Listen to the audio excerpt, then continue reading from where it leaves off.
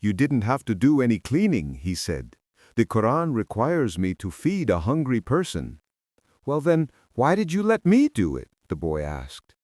Because the crystal was dirty, and both you and I needed to cleanse our minds of negative thoughts. When they had eaten, the merchant turned to the boy and said, I'd like you to work in my shop. 2 customers came in today while you were working, and that's a good omen. People talk a lot about omens, thought the shepherd, but they really don't know what they're saying. Just as I hadn't realized that for so many years I had been speaking a language without words to my sheep. Do you want to go to work for me?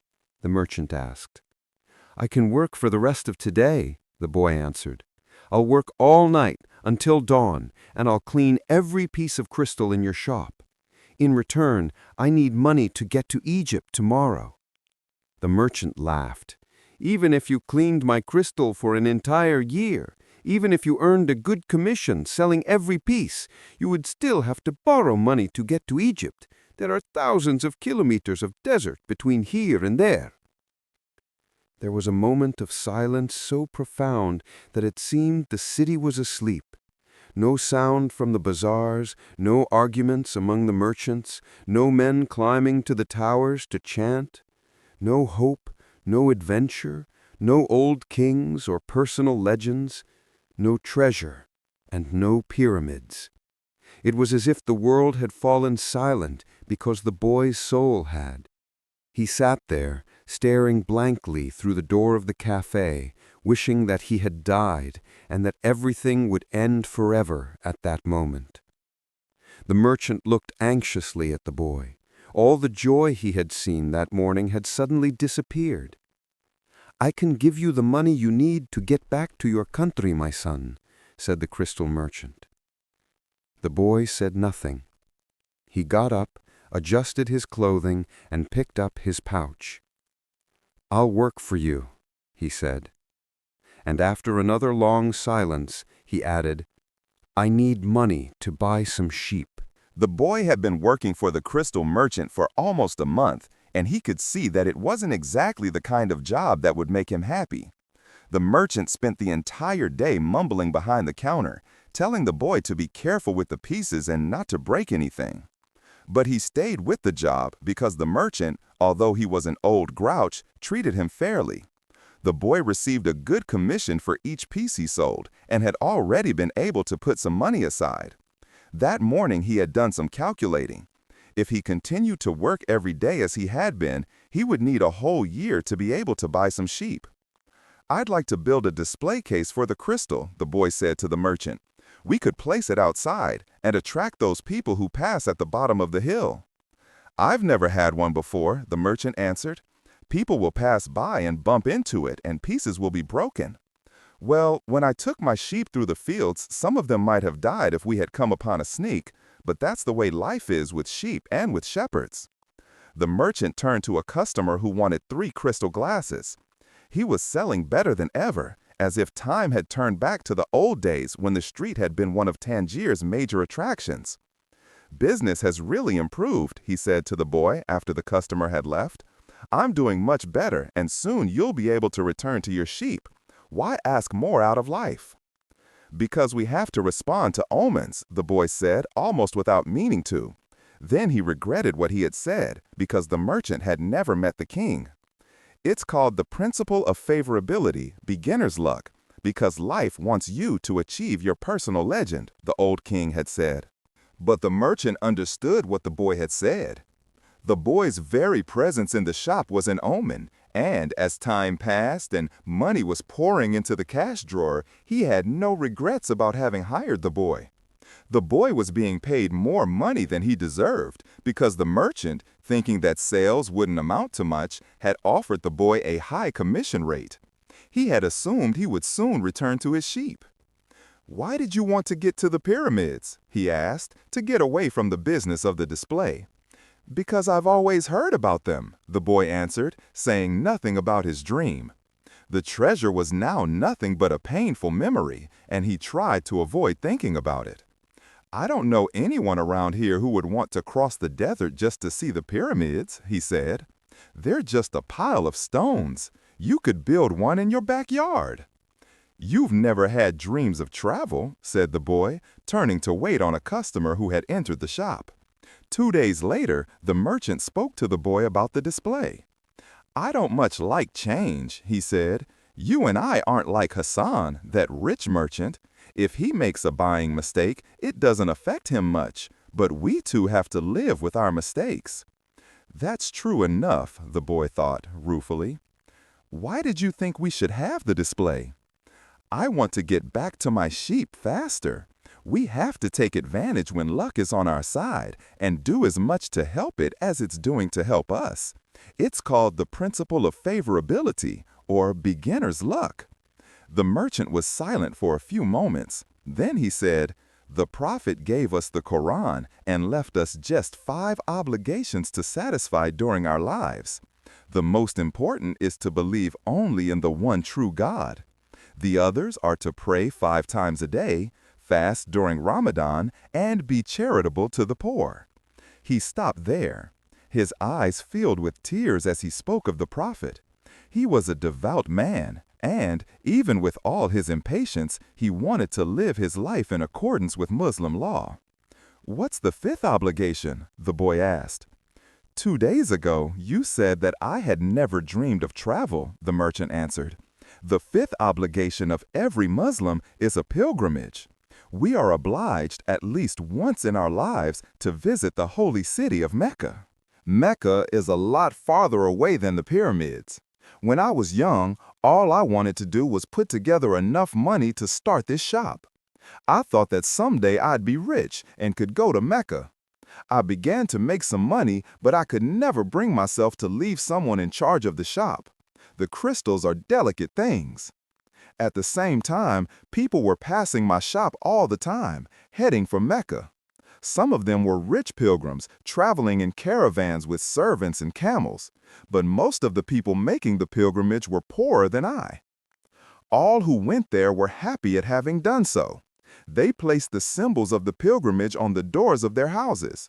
One of them, a cobbler who made his living mending boots, said that he had traveled for almost a year through the desert, but that he got more tired when he had to walk through the streets of Tangier buying his leather. "Well, why don't you go to Mecca now?" asked the boy. "Because it's the thought of Mecca that keeps me alive. That's what helps me face these days that are all the same. These mute crystals on the shelves, and lunch and dinner at that same horrible cafe.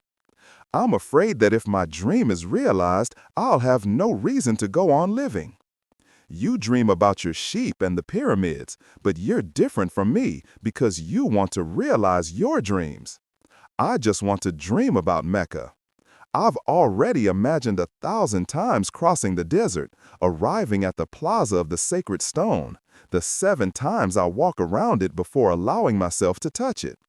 I've already imagined the people who would be at my side and those in front of me, and the conversations and prayers we would share. But I'm afraid that it would all be a disappointment, so I prefer just to dream about it." That day, the merchant gave the boy permission to build the display. Not everyone can see his dreams come true in the same way. 2 more months passed, and the shelf brought many customers into the crystal shop. The boy estimated that if he worked for 6 more months, he could return to Spain and buy 60 sheep and yet another 60. In less than a year, he would have doubled his flock, and he would be able to do business with the Arabs because he was now able to speak their strange language. Since that morning in the marketplace, he had never again made use of Urim and Thummim, because Egypt was now just as distant a dream for him as was Mecca for the merchant. Anyway, the boy had become happy in his work and thought all the time about the day when he would disembark at Tarifa as a winner. "You must always know what it is that you want," the old king had said. The boy knew and was now working toward it. Maybe it was his treasure to have wound up in that strange land, met up with a thief, and doubled the size of his flock without spending a cent. He was proud of himself. He had learned some important things, like how to deal in crystal, and about the language without words, and about omens. One afternoon, he had seen a man at the top of the hill complaining that it was impossible to find a decent place to get something to drink after such a climb. The boy, accustomed to recognizing omens, spoke to the merchant. "Let's sell tea to the people who climb the hill." "Lots of places sell tea around here," the merchant said. "But we could sell tea in crystal glasses. The people will enjoy the tea and want to buy the glasses. I have been told that beauty is the great seducer of men." The merchant didn't respond, but that afternoon, after saying his prayers and closing the shop, he invited the boy to sit with him and share his hookah, that strange pipe used by the Arabs. "What is it you're looking for?" asked the old merchant. "I've already told you, I need to buy my sheep back, so I have to earn the money to do so." The merchant put some new coals in the hookah and inhaled deeply. "I've had this shop for 30 years. I know good crystal from bad, and everything else there is to know about crystal. I know its dimensions and how it behaves. If we serve tea in crystal, the shop is going to expand. And then I'll have to change my way of life. Well, isn't that good? I'm already used to the way things are. Before you came, I was thinking about how much time I had wasted in the same place, while my friends had moved on, and either went bankrupt or did better than they had before. It made me very depressed. Now I can see that it hasn't been too bad. The shop is exactly the size I always wanted it to be. I don't want to change anything, because I don't know how to deal with change. I'm used to the way I am." The boy didn't know what to say.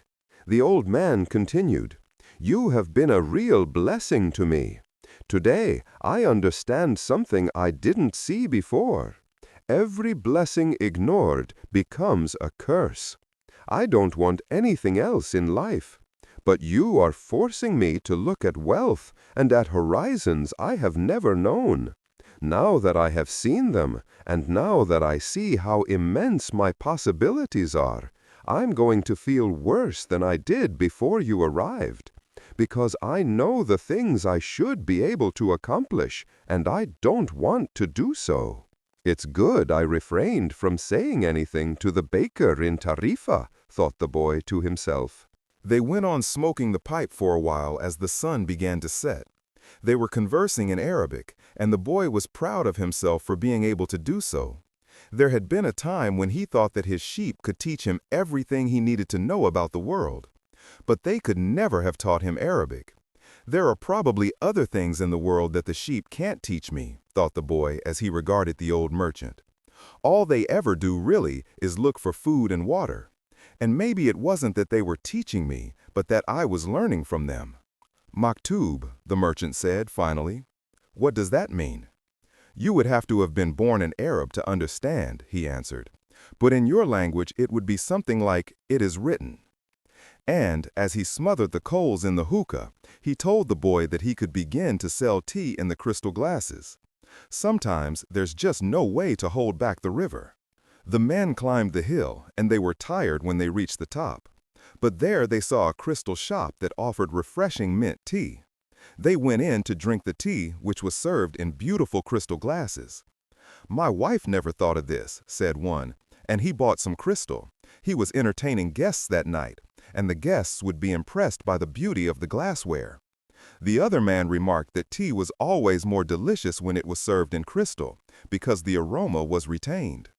The third said that it was a tradition in the Orient to use crystal glasses for tea because it had magical powers. Before long, the news spread, and a great many people began to climb the hill to see the shop that was doing something new in a trade that was so old. Other shops were opened that served tea in crystal, but they weren't at the top of a hill, and they had little business. Eventually, the merchant had to hire 2 more employees. He began to import enormous quantities of tea along with his crystal, and his shop was sought out by men and women with a thirst for things new. And, in that way, the months passed. The boy awoke before dawn. It had been 11 months and 9 days since he had first set foot on the African continent. He dressed in his Arabian clothing of white linen, bought especially for this day. He put his headcloth in place and secured it with a ring made of camel skin. Wearing his new sandals, he descended the stairs silently. The city was still sleeping. He prepared himself a sandwich and drank some hot tea from a crystal glass. Then he sat in the sun-filled doorway, smoking the hookah. He smoked in silence, thinking of nothing, and listening to the sound of the wind that brought the scent of the desert. When he had finished his smoke, he reached into one of his pockets and sat there for a few moments, regarding what he had withdrawn. It was a bundle of money, enough to buy himself 120 sheep, a return ticket, and a license to import products from Africa into his own country. He waited patiently for the merchant to awaken and open the shop. Then the two went off to have some more tea. "I'm leaving today," said the boy. "I have the money I need to buy my sheep, and you have the money you need to go to Mecca." The old man said nothing. "Will you give me your blessing?" asked the boy. "You have helped me." The man continued to prepare his tea, saying nothing. Then he turned to the boy. "I am proud of you," he said. "You brought a new feeling into my crystal shop. But you know that I'm not going to go to Mecca, just as you know that you're not going to buy your sheep." "Who told you that?" asked the boy, startled. "Maktub," said the old crystal merchant, and he gave the boy his blessing. The boy went to his room and packed his belongings. They filled 3 sacks. As he was leaving, he saw in the corner of the room his old shepherd's pouch. It was bunched up, and he had hardly thought of it for a long time. As he took his jacket out of the pouch, thinking to give it to someone in the street, the 2 stones fell to the floor. Urim and Thummim. It made the boy think of the old king, and it startled him to realize how long it had been since he had thought of him. For nearly a year he had been working incessantly, thinking only of putting aside enough money so that he could return to Spain with pride. "Never stop dreaming," the old king had said. "Follow the omens." The boy picked up Urim and Thummim and, once again, had the strange sensation that the old king was nearby. He had worked hard for a year, and the omens were that it was time to go. "I'm going to go back to doing just what I did before," the boy thought, "even though the sheep didn't teach me to speak Arabic." But the sheep had taught him something even more important, that there was a language in the world that everyone understood, a language the boy had used throughout the time that he was trying to improve things at the shop. It was the language of enthusiasm, of things accomplished with love and purpose, and as part of a search for something believed in and desired. Tangier was no longer a strange city, and he felt that, just as he had conquered this place, he could conquer the world. "When you want something, all the universe conspires to help you," the old king had said. But the old king hadn't said anything about being robbed, or about endless deserts, or about people who know what their dreams are but don't want to realize them. The old king hadn't told him that the pyramids were just a pile of stones, or that anyone could build one in his backyard. And he had forgotten to mention that when you have enough money to buy a flock larger than the one you had before, you should buy it. The boy picked up his pouch and put it with his other things. He went down the stairs and found the merchant waiting on a foreign customer, while 2 other customers walked about the shop drinking tea from crystal glasses. It was more activity than usual for this time of the morning. From where he stood, he saw for the first time that the old merchant's hair was very much like the hair of the old king. He remembered the smile of the candy seller on his first day in Tangier, when he had nothing to eat and nowhere to go. That smile had also been like the old king's smile. "It's almost as if he had been here and left his mark," he thought. "And yet, none of these people has ever met the old king. On the other hand, he said that he always appeared to help those who are trying to realize their personal legend." He left without saying goodbye to the crystal merchant. He didn't want to cry with the other people there. He was going to miss the place and all the good things he had learned. He was more confident in himself, though, and felt as though he could conquer the world. But I'm going back to the fields that I know to take care of my flock again." He said that to himself with certainty, but he was no longer happy with his decision. He had worked for an entire year to make a dream come true, and that dream, minute by minute, was becoming less important. Maybe because that wasn't really his dream. Who knows? Maybe it's better to be like the crystal merchant. Never go to Mecca and just go through life wanting to do so, he thought, again trying to convince himself. But as he held Urim and Thummim in his hand, they had transmitted to him the strength and will of the old king. By coincidence, or maybe it was an omen, the boy thought, he came to the bar he had entered on his first day there. The thief wasn't there, and the owner brought him a cup of tea.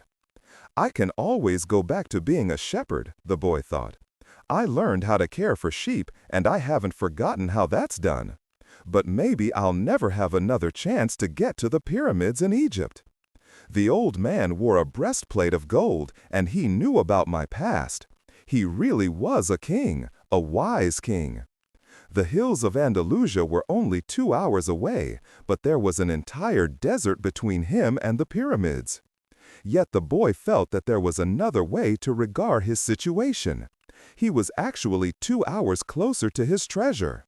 The fact that the 2 hours had stretched into an entire year didn't matter. I know why I want to get back to my flock, he thought. I understand sheep. They're no longer a problem, and they can be good friends.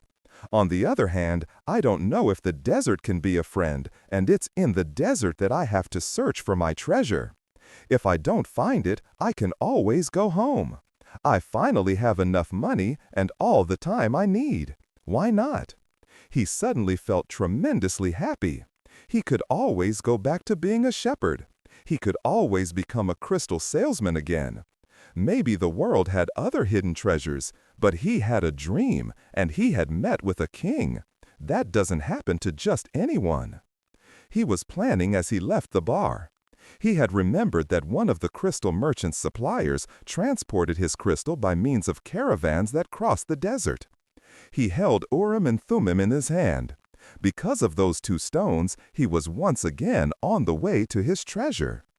I am always nearby when someone wants to realize their personal legend, the old king had told him. What could it cost to go over to the supplier's warehouse and find out if the pyramids were really that far away? The Englishman was sitting on a bench in a structure that smelled of animals, sweat, and dust. It was part warehouse, part corral. I never thought I'd end up in a place like this, he thought, as he leafed through the pages of a chemical journal. 10 years at the university, and here I am in a corral. But he had to move on. He believed in omens. All his life and all his studies were aimed at finding the one true language of the universe. First he had studied Esperanto, then the world's religions, and now it was alchemy. He knew how to speak Esperanto, he understood all the major religions well, but he wasn't yet an alchemist. He had unraveled the truths behind important questions, but his studies had taken him to a point beyond which he could not seem to go. He had tried in vain to establish a relationship with an alchemist. But the alchemists were strange people who thought only about themselves and almost always refused to help him. Who knows, maybe they had failed to discover the secret of the master work, the philosopher's stone, and for this reason kept their knowledge to themselves. He had already spent much of the fortune left to him by his father, fruitlessly seeking the philosopher's stone. He had spent enormous amounts of time at the great libraries of the world, and had purchased all the rarest and most important volumes on alchemy. In one he had read that many years ago a famous Arabian alchemist had visited Europe.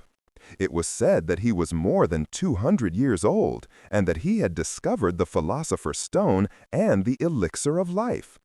The Englishman had been profoundly impressed by the story. But he would never have thought it more than just a myth had not a friend of his, returning from an archaeological expedition in the desert, told him about an Arab that was possessed of exceptional powers. "He lives at the Al-Fayoum oasis," his friend had said, "and people say that he is 200 years old and is able to transform any metal into gold." The Englishman could not contain his excitement. He canceled all his commitments and pulled together the most important of his books. And now here he was, sitting inside a dusty, smelly warehouse. Outside, a huge caravan was being prepared for a crossing of the Sahara and was scheduled to pass through Al-Fayoum. "I'm going to find that damned alchemist," the Englishman thought, and the odor of the animals became a bit more tolerable. A young Arab, also loaded down with baggage, entered and greeted the Englishman. "Where are you bound?" asked the young Arab. "I'm going into the desert," the man answered, turning back to his reading. He didn't want any conversation at this point. What he needed to do was review all he had learned over the years, because the alchemist would certainly put him to the test. The young Arab took out a book and began to read. The book was written in Spanish. "That's good," thought the Englishman. He spoke Spanish better than Arabic, and if this boy was going to Al-Fayoum, there would be someone to talk to when there were no other important things to do. "That's strange," said the boy, as he tried once again to read the burial scene that began the book. "I've been trying for 2 years to read this book, and I never get past these first few pages." Even without a king to provide an interruption, he was unable to concentrate. He still had some doubts about the decision he had made, but he was able to understand one thing. Making a decision was only the beginning of things. When someone makes a decision, he is really diving into a strong current that will carry him to places he had never dreamed of when he first made the decision. "When I decided to seek out my treasure, I never imagined that I'd wind up working in a crystal shop," he thought. "And joining this caravan may have been my decision, but where it goes is going to be a mystery to me." Nearby was the Englishman, reading a book. He seemed unfriendly and had looked irritated when the boy had entered. They might even have become friends, but the Englishman closed off the conversation. The boy closed his book. He felt that he didn't want to do anything that might make him look like the Englishman. He took Urim and Thummim from his pocket and began playing with them. The stranger shouted, "Urim and Thummim!" In a flash, the boy put them back in his pocket. "They're not for sale," he said. "They're not worth much," the Englishman answered. "They're only made of rock crystal, and there are millions of rock crystals in the earth. But those who know about such things would know that those are Urim and Thummim. I didn't know that they had them in this part of the world. They were given to me as a present by a king," the boy said. The stranger didn't answer. Instead, he put his hand in his pocket and took out 2 stones that were the same as the boy's. "Did you say a king?" he asked. "I guess you don't believe that a king would talk to someone like me, a shepherd," he said, wanting to end the conversation. "Not at all. It was shepherds who were the first to recognize a king that the rest of the world refused to acknowledge. So it's not surprising that kings would talk to shepherds." And he went on, fearing that the boy wouldn't understand what he was talking about. "It's in the Bible, the same book that taught me about Urim and Thummim. These stones were the only form of divination permitted by God. The priests carried them in a golden breastplate." The boy was suddenly happy to be there at the warehouse. "Maybe this is an omen," said the Englishman, half aloud. "Who told you about omens?" The boy's interest was increasing by the moment. "Everything in life is an omen," said the Englishman, now closing the journal he was reading. "There is a universal language, understood by everybody, but already forgotten. I am in search of that universal language, among other things. That's why I'm here. I have to find a man who knows that universal language, an alchemist." The conversation was interrupted by the warehouse boss. "You're in luck, you two," the fat Arab said. "There's a caravan leaving today for Al-Fayoum." "But I'm going to Egypt," the boy said. "Al-Fayoum is in Egypt," said the Arab. "What kind of Arab are you?" "That's a good luck omen," the Englishman said, after the fat Arab had gone out. If I could, I'd write a huge encyclopedia just about the words luck and coincidence. It's with those words that the universal language is written. He told the boy it was no coincidence that he had met him with Urim and Thummim in his hand. And he asked the boy if he too were in search of the alchemist. "I'm looking for a treasure," said the boy, and he immediately regretted having said it. But the Englishman appeared not to attach any importance to it. "In a way, so am I," he said. "I don't even know what alchemy is," the boy was saying, when the warehouse boss called to them to come outside. "I'm the leader of the caravan," said a dark-eyed, bearded man. "I hold the power of life and death for every person I take with me. The desert is a capricious lady, and sometimes she drives men crazy." There were almost 200 people gathered there, and 400 animals, camels, horses, mules, and fowl. In the crowd were women, children, and a number of men with swords at their belts and rifles slung on their shoulders. The Englishman had several suitcases filled with books. There was a babel of noise, and the leader had to repeat himself several times for everyone to understand what he was saying. There are a lot of different people here, and each has his own God. But the only God I serve is Allah, and in His name I swear that I will do everything possible once again to win out over the desert. But I want each and every one of you to swear by the God you believe in that you will follow my orders no matter what. In the desert, disobedience means death." There was a murmur from the crowd. Each was swearing quietly to his or her own God. The boy swore to Jesus Christ. The Englishman said nothing, and the murmur lasted longer than a simple vow would have. The people were also praying to heaven for protection. A long note was sounded on a bugle, and everyone mounted up. The boy and the Englishman had bought camels and climbed uncertainly onto their backs. The boy felt sorry for the Englishman's camel, loaded down as he was with the cases of books. "There's no such thing as coincidence," said the Englishman, picking up the conversation where it had been interrupted in the warehouse. "I'm here because a friend of mine heard of an Arab who—" But the caravan began to move, and it was impossible to hear what the Englishman was saying. The boy knew what he was about to describe, though, the mysterious chain that links one thing to another, the same chain that had caused him to become a shepherd, that had caused his recurring dream, that had brought him to a city near Africa, to find a king, and to be robbed in order to meet a crystal merchant, and— The closer one gets to realizing his personal legend, the more that personal legend becomes his true reason for being, thought the boy. The caravan moved toward the east. It traveled during the morning, halted when the sun was at its strongest, and resumed late in the afternoon. The boy spoke very little with the Englishman, who spent most of his time with his books. The boy observed in silence the progress of the animals and people across the desert. Now everything was quite different from how it was that day they had set out. Then there had been confusion and shouting, the cries of children and the whinnying of animals, all mixed with the nervous orders of the guides and the merchants. But in the desert there was only the sound of the eternal wind and of the hoofbeats of the animals. Even the guides spoke very little to one another. "I've crossed these sands many times," said one of the camel drivers one night. "But the desert is so huge and the horizon so distant that they make a person feel small and as if he should remain silent." The boy understood intuitively what he meant even without having set foot in the desert before.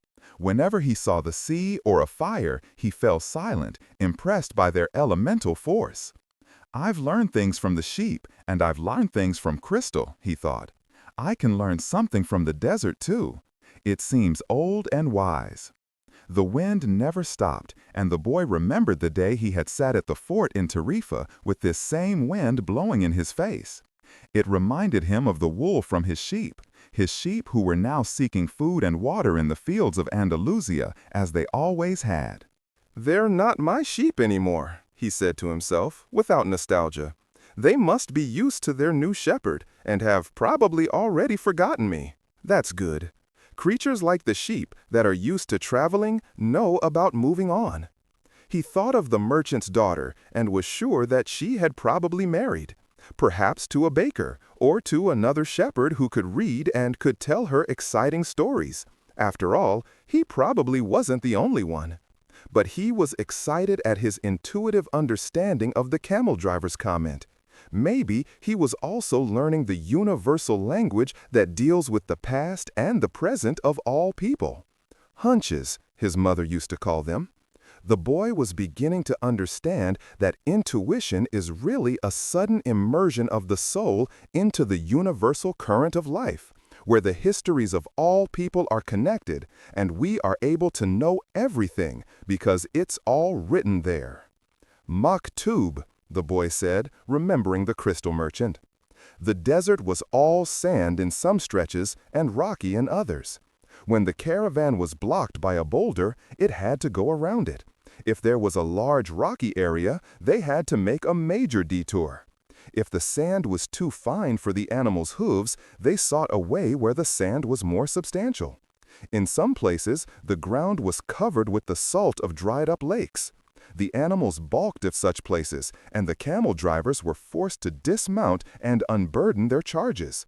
The drivers carried the freight themselves over such treacherous footing and then reloaded the camels. If a guide were to fall ill or die, the camel drivers would draw lots and appoint a new one. But all this happened for one basic reason. No matter how many detours and adjustments it made, the caravan moved toward the same compass point. Once obstacles were overcome, it returned to its course, sighting on a star that indicated the location of the oasis. When the people saw that star shining in the morning sky, they knew they were on the right course toward water, palm trees, shelter, and other people. It was only the Englishman who was unaware of all this. He was, for the most part, immersed in reading his books.